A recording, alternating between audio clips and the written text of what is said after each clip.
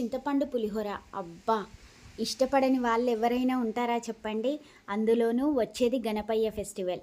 So, ఇలా చింతపండు పులిహోరకి కావలసిన గుజ్జుని రెడీ చేసి పెట్టుకుంటే, ఆ 9 రోజులు ఎంచక్కా దేవుడికి నైవేద్యం పెట్టి మనం కూడా లాగించేయొచ్చు. ఇంకో విషయం ఏంటంటే, మా ఇంట్లో పండగలకి నైవేద్యానికే పులిహోర కాకుండా, అప్పుడప్పుడు మా అమ్మ లంచ్ బాక్సుల్లోకి బ్రేక్‌ఫాస్ట్ కింద కూడా మాకు ఈ చింతపండు పులిహోర పెట్టేస్తుందండి. ఎందుకంటే ఈ గుజ్జుని రెడీ చేసి ఫ్రిడ్జ్‌లో పెట్టేసుకుంటే మనకి 1 మంత్ వరకి నిల్వ ఉంటుంది. మరి ఆ రెసిపీని మనం చూసేద్దామా? ముందుగా ఒక అర కేజీ చింతపండుని తీసుకొని ఎక్కువ వాటర్ పోసుకోకుండా పులుసు తీసుకోవాలి. ఆ పులుసులో పసుపు, ఉప్పు, 2 ఎండుమిరపకాయలు, కొంచెం బెల్లం అండ్ ఇందులోనే కొంచెం పల్లి నూనె ఒక టీ స్పూన్‌తో 2 టీ స్పూన్స్ పల్లి నూనె వేసేసి కలిపేసి స్టవ్ మీద పెట్టేయండి. ఇంకో విషయం ఏంటంటే, స్టవ్ పెద్దగా పెట్టి మరగనిచ్చారంటే మొత్తం చిల్లిపోతుందండి. జాగ్రత్త. సిమ్ మీద పెట్టేసి మరగనియండి. 30 మినిట్స్‌లో గుజ్జు కింద తయారవుతుంది. అప్పుడప్పుడు మధ్యలో కలిపేయండి, అడుగంటుతుంది.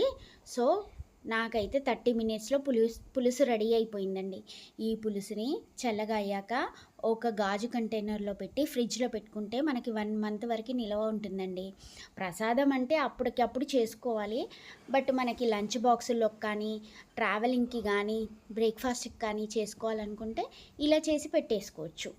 మార్నింగ్ హడావుడి లేకుండా చాలా ఈజీగా అండ్ టేస్టీ బ్రేక్‌ఫాస్ట్ అయిపోతుంది. లంచ్ బాక్స్ అయిపోతుంది కదండీ! సో, ఇలా అయిపోయిన గుజ్జుని పక్కన పెట్టేసుకున్న తర్వాత కొంచెం అన్నం వండుకొని వేడిగా ఉన్నప్పుడే అందులో పసుపు, కొంచెం కరివేపాకు, కొంచెం ఉప్పు, కొంచెం మెంతి పొడి వేసేసి కలిపేయండి.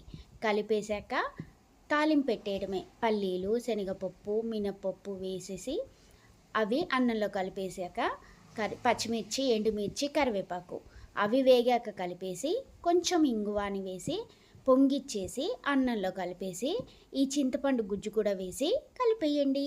అంతే, సింపుల్‌గా చింతపండు పులిహోర రెడీ. దీంతో పాటు ఇలా గుజ్జు రెడీగా ఉందనుకోండి, ఆవ పులిహోర, మిరియాల పులిహోర, మెంతి పులిహోర, ఇంకా మనకి ఎలాంటి పులిహోరలు కావాలన్నా కూడా ఈజీగా చేసుకోవచ్చు. ఏమంటారు? వచ్చేది గణపయ్య పండగ కదా! మీరు ఒకసారి ట్రై చేసి చూడండి. మీకెలా వచ్చిందో తప్పకుండా కామెంట్ చేయండి. ఉంటా మరి. Thanks for watching.